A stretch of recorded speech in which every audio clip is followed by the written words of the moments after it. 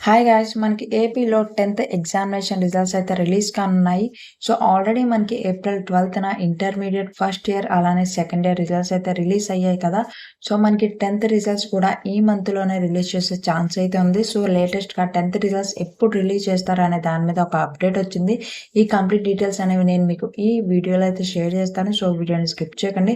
Friends, ఇలాంటి వీడియోని miss అవ్వకూడదంటే వీడియోని లైక్ చేసి ఛానల్‌ని సబ్స్క్రైబ్ చేసుకోవడం మాత్రం మర్చిపోకండి. ఏపీ 10థ్ రిజల్ట్స్ వచ్చేసి మనకి ఏప్రిల్ థర్డ్ వీక్‌లో అయితే రిలీజ్ కానున్నాయి. ఆల్రెడీ మనకి పేపర్ వాల్యుయేషన్ అనేది స్టార్ట్ అయిపోయింది కదా! ఏప్రిల్ 15థ్‌కి మనకైతే పేపర్ వాల్యుయేషన్ అనేది కంప్లీట్ అయిపోతది.